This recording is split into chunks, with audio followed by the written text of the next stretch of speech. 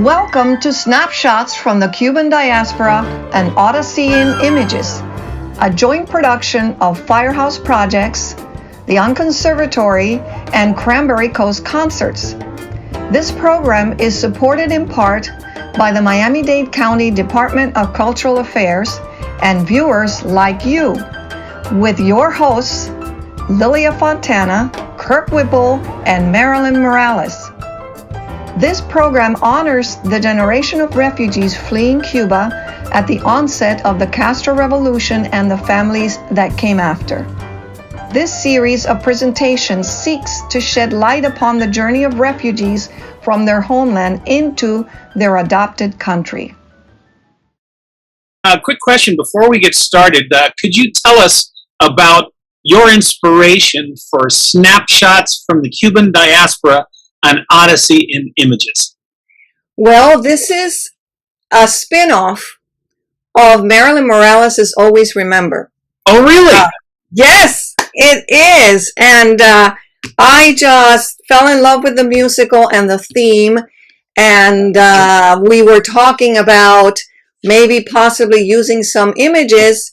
And it just went, and it's been running ever since. Snapshots has been around now, 3 years? And I keep collecting more and more photographs from people and inviting people for our Zooms. This is our 5th Zoom. For Snapshots, yes. For Snapshots. And we have one tomorrow and the day after.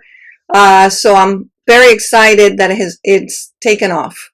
Yeah, and you can also mention too the person who wrote Always Remember, who was the composer of that background music that we were listening to. Absolutely, Marilyn Morales. Hey, hi. The piece that you were just playing is called La Rumbada. And actually, I wrote that because my students just didn't want to practice the scales. So I thought, why not I write, I wrote a little rumba and then, has scales up and down. And then they figured out we better practice scales. So, and that's our themes for Snapshots.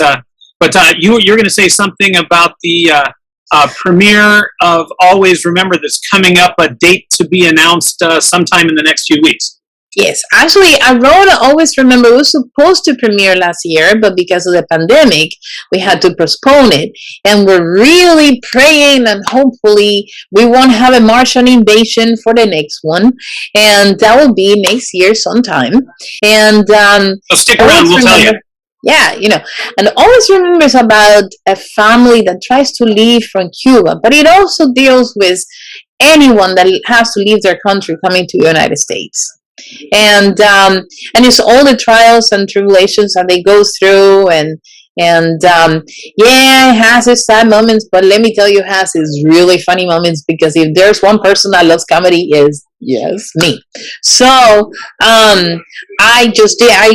Kirk told me, you have to kill someone, and I said, I don't think so, because in Braveheart, when they're killing that guy, I left. I was like, honey, I'm leaving. I don't like the sad stuff. So bring the whole family to the premiere next year. Yes. And I wrote 24 songs actually, and the cast is amazing. I have everybody from Mexico and Spain and Cuba and United States and Ireland. I mean, I have a whole bunch of people in it. Lily, would you please introduce our guest for Snapshots from the Cuban Diaspora An Odyssey in Images? It is such a pleasure for me because Ali and I go back so many years, and we spent some months. Actually, feels like it was a year that he stayed in my apartment in New York. And we backtracked, talking one time over probably a giant bottle of wine, because that's his seal. That's his persona. And too, by the way. and we found that in the early 60s, when we got to this country, we ended up in the same elementary school. So Ali and I have been in elementary, middle school, and high school. and college. I think that stopped there. And then in New York City, we were there at the same time in different schools. But so we've known each other all our lives. So it's with great pleasure that I present him, but let me talk a little bit about him. So Ali Miranda, or Jorge Ali Miranda, is greatly known for his erotic nudes that he has put some on Facebook. Maybe some people have caught it. He's been banned from Facebook quite a few times as a result. Aside from his personal fine arts work in both photography and film, he has done commercial work for magazines and advertising firms. His work have been featured in multiple national and local publications. Ali has a bachelor's in fine arts from the Academy of Arts College in San Francisco, and his master's in fine arts from the School of Visual Arts in New York and Chicago. So it is my great pleasure to introduce Jorge, better known as Ali Miranda. We will now present some of the photos that he submitted from his childhood and life in Cuba to somehow the present. Here's the first photo. Ali. All right, okay. Those are my parents. Who just passed away. My father passed away last year, but my mother passed away 7 years ago. And this is back in 1950, when they were in their honeymoon, in their wedding. Go ahead. You hear me? Yeah. Yes. Okay. Anyway, this is their wedding back in 1951, I believe. Yes. And that's in Morong, Camagüey, which now they've changed the province. What an elegant couple. Yeah, this is celebrating another tropical night in Cuba, back in the 50s. And here they are. This is a carnival, a Noche de Carnaval, which is kind of like all around the world they celebrate, like the Mardi Gras, Carnaval. In Camagüey, my mother used to love to dress up and have a good time. I wanted to say that mustache is impossibly Cuban. Well, Errol Flynn had it. Yeah, right. So they probably got it from Hollywood movies. Right, exactly. Right. And they look like a Hollywood couple. Yeah. Right. This is one of, I think the protesting back in my father, right here in the middle, the one with the white shirt. And I think they were protesting about some kind of, the road, something in the road about going from one Siglo de Ávila to Morón. I wanted to be really clear about that because if that word has a distinct meaning for English speakers. I know, it's Moron. But Morón. But it has a connotation in Spanish too. No? Yeah. Yes.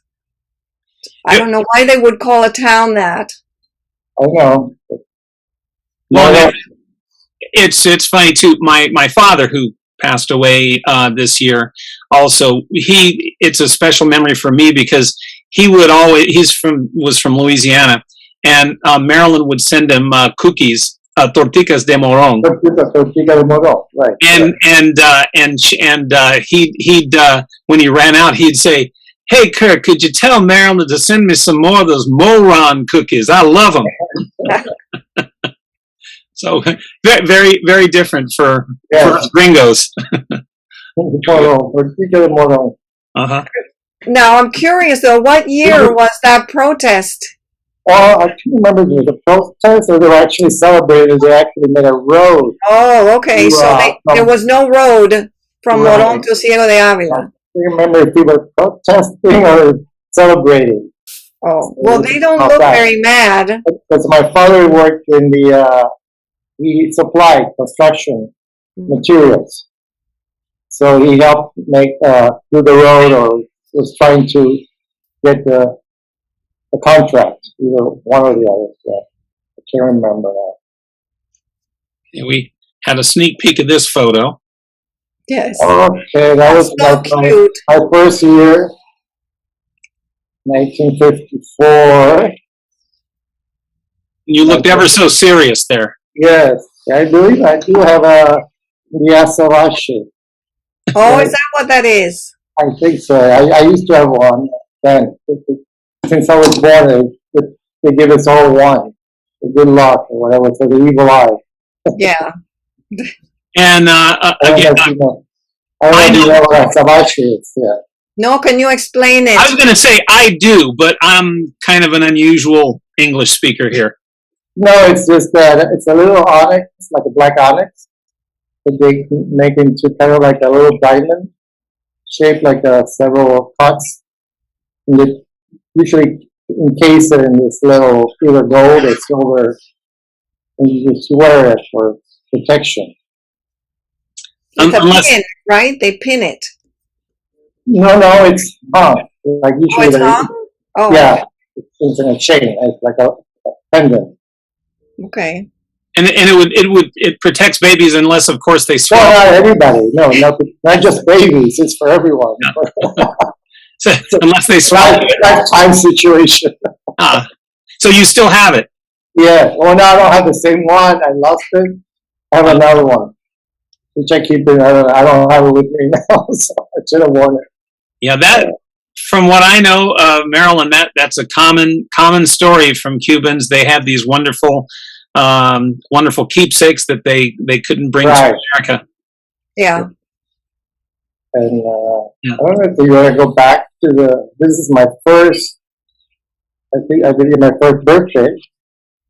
My first birthday cake, filled with, what do you call those, some people, it was like cappuccino, they call them down there. Oh, yes, that's so good. And the little, Galletas preparadas. yeah, galleta preparada, that's what the word. Yeah, galleta, that's what it is, yep. I'm gonna caption this. So this is all mine? Oh my He started to get it in his hands. I know, that was the spoon. Huh? Yeah. The spoon, I was ready to go for it. Yeah. Okay, every time I wait. This must have been my first bottle of wine. All right. He started early. It's beer. My father, so they had a construction business and tile, Cuban tile, and also he started it, helped start what do you call a brewery, like a company that's cerveza. Tropical. La Tropical. Cerveceria. No, well, yeah, but he sponsored it. He was like, help, to bring it to my Morón from away. And I guess that's my mother and me back in like 56 or 57, right before we were getting ready to, prepare things to thinking of leaving Cuba. Now, because my father was, he actually was against Batista, but then he helped Fidel come into power, and then he realized Fidel was not worthy of, being a dictator there. So we left. Yeah, I think that's the story of a big percentage of Cubans. Yeah. Unfortunately, he helped them get into power and realized in 6 months. But then he was also, put in jail for it. He was persecuted. So Really? he had put in jail twice, and then he finally escaped the second time. Get around the islands. Got in touch with the Peter Pan Foundation here in Miami, and he got ready. All preparations done for me and my brother and I to leave Cuba while he was in hiding.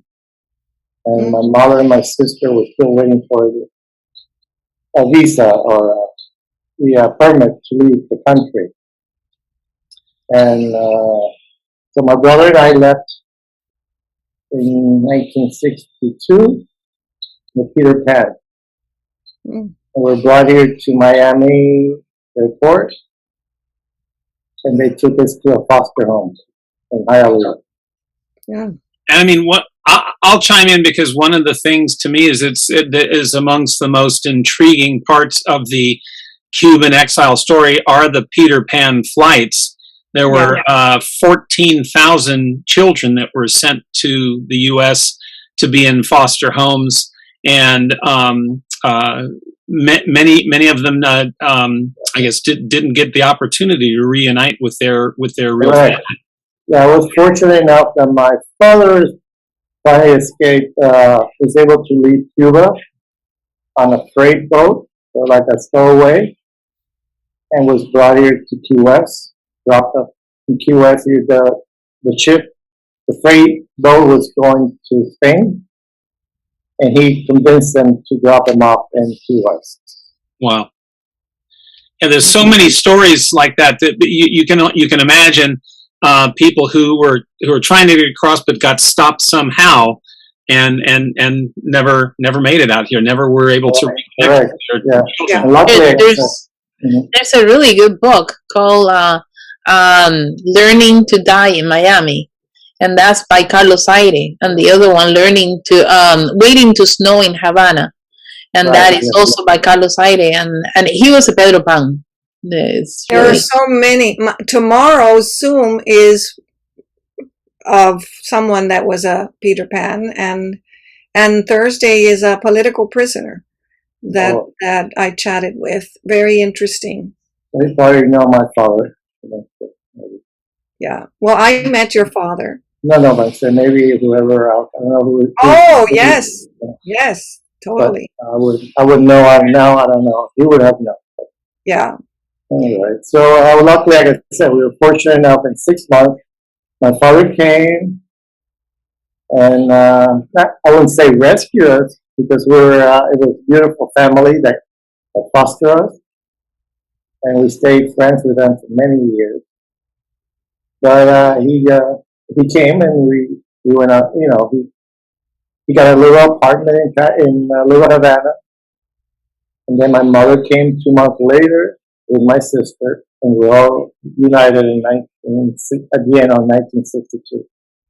Mm. Yeah. And which birthday was this? That's like the third. Mm. It's so typical. The fourth, I think it says fourth. I think it was the fourth. It's fourth, yeah.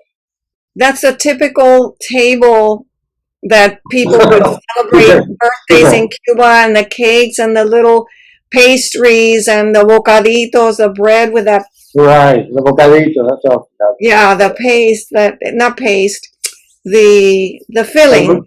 So look at I just realized that I had these, the blinds, the back, are not very the Bahama.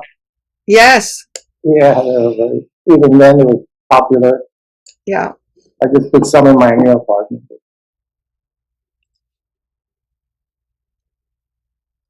And here is my brother. Unfortunately, he passed away at the age of 33. Oh. And from AIDS, was one of the first people that, not first people, but, from the early dawning of the AIDS pandemic. Yeah. This is back when in Cuba and Morone, we're still there, 1957. Great smiles there. Looked like something big was about to happen that day. I don't know. I think it was just my mother was making some joke or something for me to smile. My brother always we both always had great smiles.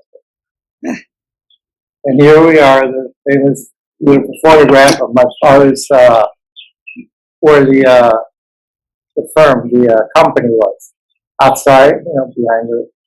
We had like 10 trucks to go around Camagüey to deliver all the way to Havana. The construction, anything from cement, tile, bricks, and like I said, many wood. It was like a little Home Depot. What do you call it? Home Depot, right? Mm. And you wouldn't get 3 blocks in Miami before the cops would pull you over for this kind of setup. Packed. That trunk is packed. Oh, that's wild. And I'm surprised that it wasn't scraping the tires from the weight. Right. And then they had 2 children on the hood. I know. Imagine without seatbelt. One more child and the whole thing would have collapsed, right? My sister was not born yet. She was There you go. my mother's womb yet. So, and your first color photo. Oh my God, that was my first communion, or my last communion. But this is back in St. Peter's when we came here. Yeah, we were already in Miami. This is probably 65, 6. And it was at St. Peter Paul. This is in Key Biscayne. We used to go there. Usually my father enjoyed going with the whole family and other friends. Pack up a little station wagon. Friends. We had a friend with a station wagon on Sundays in the summer. And we would pack up the whole family and friends, little coolers, food, and spend the day at the Key Biscayne beaches. I remember those years in the 60s when people that knew each other, family, but it was friends and people that knew from my family's from Cienfuegos. So all these people started living in Little Havana, and the weekends were for the beach, and they had the coolers and the food and the meats and you name it, they would bring it, giant coolers, and they spend the day. Right, but I used to kind of hate at the end because we had to carry all the stuff back, and empty the cooler, and drag all the leftovers. Yes. In the beginning, it was like real fun. Okay, we were excited, let's go. But then going home, it was like, oh my God, we had to drag all this stuff back. The way we do it, we go to the beach, towel off, walk across the street, and have one martini and then the other one at home. Well, that's now. That's right. You have to. Another beach shot. This is also again another shot from that era. Here's, I believe here it's there's Key Biscayne again. Yeah. Is it Grandin or El Faro? Grandin. Oh yeah, I'm sorry, Grandin Park. Yeah, that's where we used to go with all the picnic. Yeah. By the park, Grandin Park, by the zoo, the old zoo. The old zoo, yes. Yep. It had a little train for kids. Right. Oh yes. Mm-hmm. And little horses or donkeys, what do you call them? Like little ponies. Yeah. Yeah. This is my parents' 50th anniversary. Wow. Yeah, we had a Sweet Amar, which is a private club, run by the Cubans mostly. I don't know if you remember Sweet Amar. No. Anyways, yeah, it's like in, I can't remember, it's like somewhere in Westchester, west of Westchester. Oh. Not a Big Five. No, it was a takeoff in the Big Five. My father started with the Big Five, and then we went on to this and became a president of this club. My father was always pioneering and trying to make best the things that he enjoyed better. So he went into this club and saw that they needed more support, more management, different management. So he always liked to be on top of his game. Well, you could. It looks like they're 50 years to that point. They did each other well from the expressions. Oh, my Yeah. God. They were in love forever. That's beautiful. Yeah, 65 years. This is when my father, when he came to the States, and little by little, after working in the sugar cane at Okeechobee sugar plantation, he went partners with a friend and opened a gas station, a Gulf oil gas station. And what would be now kind of like behind Wynwood, on Northwest 27th Avenue. 7th. And then, little by little, he had 3 stations, gas stations. And he was promoted and awarded many awards throughout the years working with Gulf.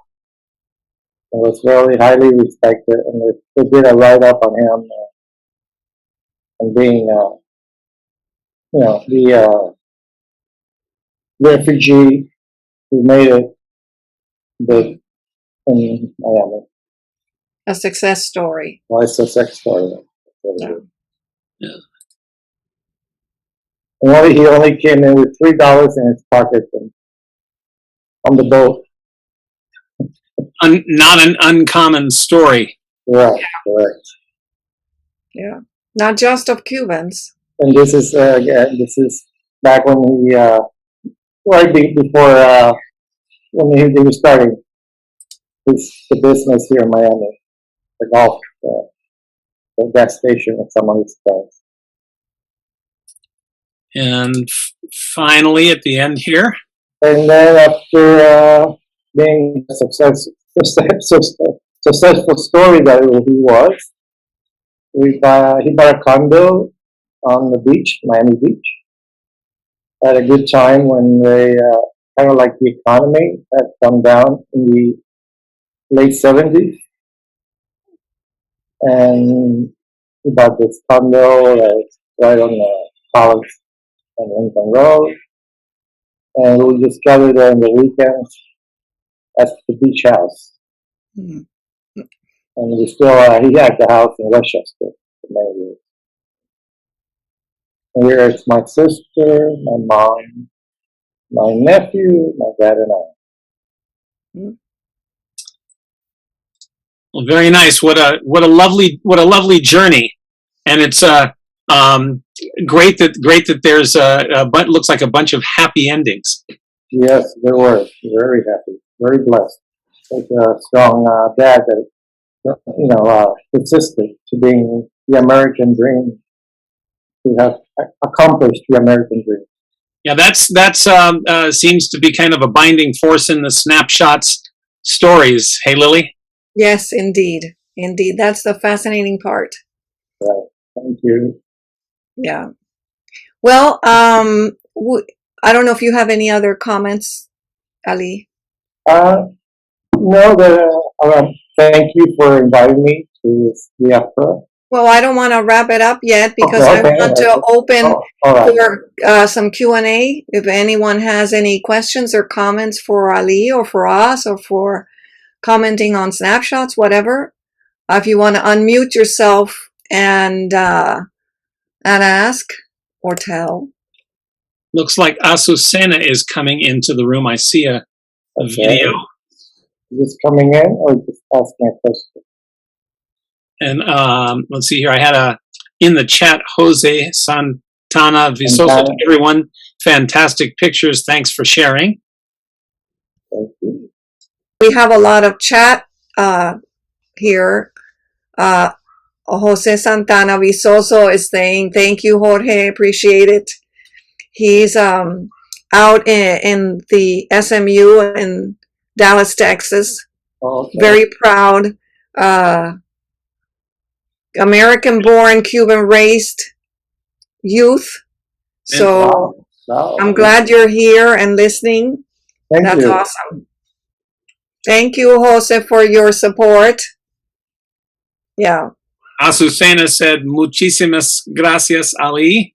Gracias, Azucena. Alessandra Fernandez, thank you guys. And Tiffany Fontana, a certain relation to our executive directress, said, thank you for sharing. Right. Good work, guys. Yeah.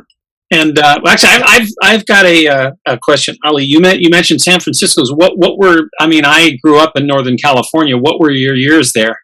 78 to 80. 78 to 80. I was. 81. I graduated in 80 and then stayed till 81. So 2 years I lived there. So well, we probably passed by each other a few times and didn't know it because I was up in Santa Rosa. Grew up in Santa Rosa as a kid, Sonoma County. Wow. I was right there when they assassinated Milk. Milk? Yeah, Harvey Milk? Right. Wow. And I was there for the Virgil when they did it. The whole city came out with candles and did a whole walk to Market Street. It was beautiful. And so I'm sure you're familiar with the Exploratorium and Fisherman's Wharf and. Oh my God! I know. I walked across the Golden Gate Bridge many a times. Every time I brought a friend from out of town, I said, "Let's walk across to Sausalito." And only ones who were happy at the time, right? Right. Yeah, and that was one of the things that the bridge sadly got famous for was people when they weren't happy they would go there. Oh no, they would jump. I didn't take anybody depressed. Why, I would say wise idea. Tiffany says, really great hearing the stories. This is our youth, commenting. Really? Oh, wow. Yes. Beautiful. Yes. Beautiful. I'm very proud of them. Yeah. Unfortunately, we don't have much time where I can send you, videos of my parents or my father. But towards the end of his life, I documented all his, his history. I would interview him. Oh my goodness. Why don't we do a Zoom just on that? Oh my God. Let's do it. It would be not your interview, but his, because he commented. We can do his. Right. That's awesome. He had a memory like I've never seen anybody with at 96. Well, yeah. And what's interesting about this, working with Lily on this series, one thing that comes to mind for me is you see these old pictures become just such amazing treasures, and especially for younger viewers, the thing is, you've got your phone, and you can take 1,000, 10,000 pictures a day, and but back in the day, we had to. My father used to hire professional for all the parties and all that events. And you have to actually go to the drugstore and develop film and back and wait for it. And I mean, and you didn't know what you were going to get. Right, exactly. Take a photography. Right. Yeah, I remember when I did the Tchaikovsky competition in Russia, and I thought I was just over the edge in my 5 weeks. I took something like 600 photos, and you think about most people on their trips on a 5 week trip, you'd probably take 10,000 photos, just snap everywhere, right? I remember I used to go to Europe and buy the Kodachrome or Ektachrome. And I would be running every other day. I had to run to the local drugstore and pay twice as much because I would take like 20 cartridges from here, and that was not enough. Yeah. And now we have that. It's so easy. Now we just delete. Yes. Well, and one thing we've been commenting on the series too is that you see, again, back in the day of using the film for cameras and so forth, there was much more posing, much more setting the family, getting everything in order. Right. Today more serious. You have to be serious about it. You have to economize. I mean, that shot. Oh no. It wasn't going to give. You weren't going to take 50 shots of the person, so it had to be right target right on. Right.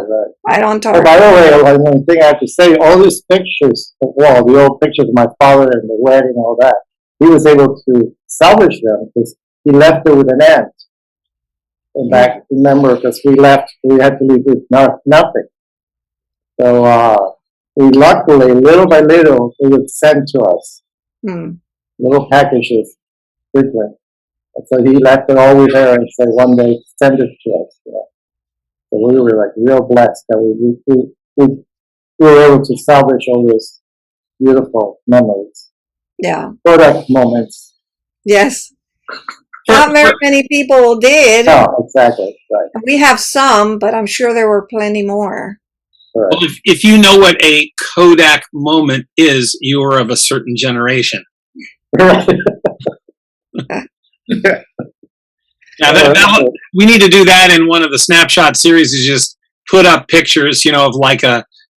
Actually, turntables are coming back, but about 5 years ago, you could put a picture of that and go ask, what is this to a young Right. Well, we were in the generation in photography, in the photography department in universities, that you even went back in time with the bellows camera. I don't know. Right. Yeah. And you had sheet film that cost a fortune, so you had to be really deliberate in that one shot. Yeah, So I think we took one of those. That's our portrait. yes, we did quite a few.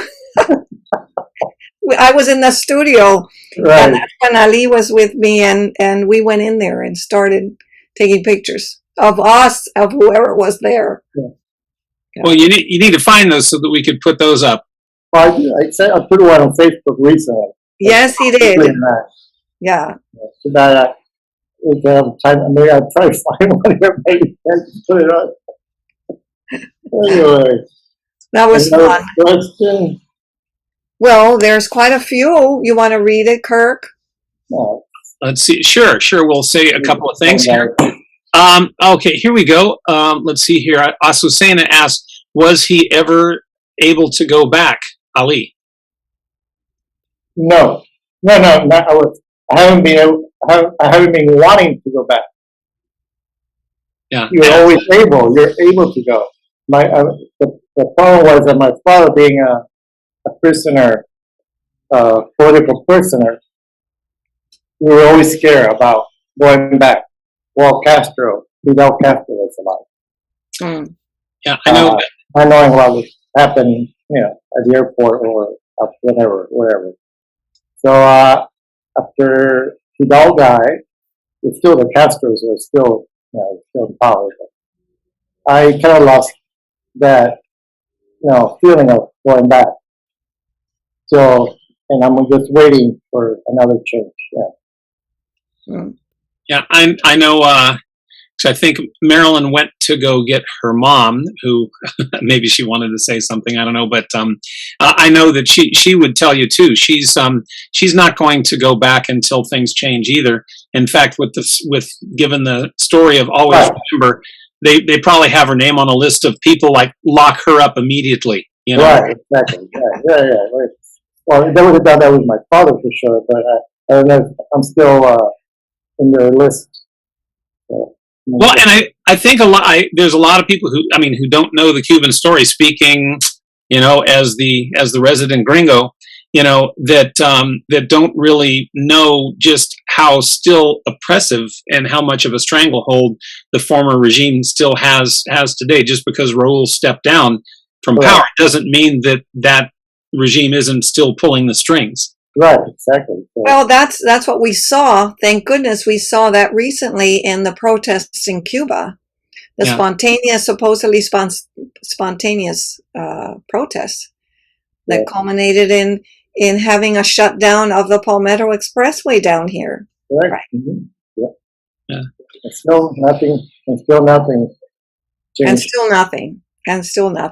And listening to the pre-recorded, because that's what we'll put on Thursday, of my friend, the political prisoner. They every moment that it's going to change, nothing changes. And it's the group of political prisoners that are here are very united. I think they have an organization and they meet and they're very supportive of each other. And but like he mentions, they're dying off. They're in their 80s. Right. You know, the youngest are in their 80s and 90s, and they're dying off. And the whole reason why he agreed to tape this is because he has grandkids now, and he wants to leave that legacy for them to continue that passion for Cuba and our culture. And I think that's what I try to do with these snapshots. And I, by the way, am thrilled that I see on Facebook so many people that have been motivated as a result of the protests in Cuba to put out pages, their posts about their family. And I don't know if you've noticed, but I joined all these groups, and they have like a snapshots from the Cuban diaspora thing. And I just so enjoy reading about their photograph. If I were to see my old professors at Pratt back in the 70s, they would watch me do this and say, "Are you still peddling your people?" Because a lot of my photographs that I presented were here of Little Havana and all this stuff. My thesis was this project about it. So I would probably have to, yes, I'm still peddling my culture and my people. Oh, Lord. Well, and- I'm just dying to go back just to see it before it changes, kind of, because I remember I left when I was 6.5 years old, so I don't have a real clear picture. I lived in Camagüey, Morón, Camagüey, so we visited Varadero like in the summer, and I went to see Havana. I only saw it like twice, maybe, visiting my aunt that lived there. And we were ready to leave. I stayed there like a month before we were put on the flight to Peter Pan flight. So I don't have that many memories of Cuba in 50. So Yeah. it will be interesting to see. That's my only interest, kind of like to see the island as what's preserved or left. Well, I went once in 1983, and it was Well, that was a while back, and I'm sure with the protest, it's probably more devastated. The one thing I did notice that I was able to go to places and eat food that, even though my family, most of them, or the ones that I visited more, was in Havana, they weren't impoverished, or they had their food, but the things that were grown in Cuba, like I was able to eat los platanitos manzano, the little bananas. I was able to have oranges, fruit that was cultivated in Cuba. The people don't get it. They don't have a chance to eat. Oh, yes, their fruit. It gets exported. Right. So that was surprising to me, and kind of sad to me. Right. Yeah. So sad. Yeah. But so anyways, that's what motivates me to do this. It's a selfish thing on my part. It's personal. It's personal. Yes. Well, it's okay. It's okay to have a selfish thing if you're sharing something of yourself. Share with everybody. Yeah. As a matter of fact, here's a comment from Kookie B to everyone. Such wonderful stories and pictures. Love this project. Oh, thank you. Thank you. And I want to thank also Alessandra. Fantastic presentation. Thank you. Thank you, Alessandra. Love your beach background. I know, right? I got frustrated. I was trying to put my firehouse background and I couldn't. So the beach, it's, Varadero.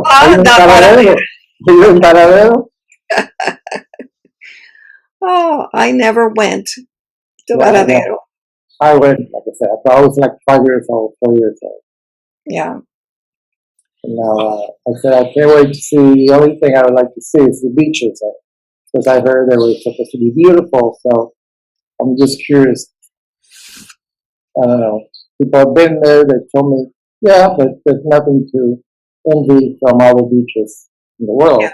That's just my father always say, in case we ever go back and you're able to kind of, what's the word, retrieve some of the property. I don't like Moron. It's like a little town up there, in the country for us. Anyway, but he said, no, but look, you're like, they just built the Coco, La Playa de Coco, or Coco Beach. Really? Yeah, it's like down the road. It's like they built a highway from away, like from Moron to the island. And Oh, it's that's even better than Varadero. oh Check it wow. out. Coco. I don't know if I'm going Cayo to Coco. Cayo Coco. Cayo Coco. Cayo Coco. It- It's like famously now for its resorts and beaches. That are owned by foreign investors. Oh, yes, of course. Yeah. They really had that home. They just borrowed it. Yes, that's true. Just borrow land until But until they decide to confiscate it. right, exactly.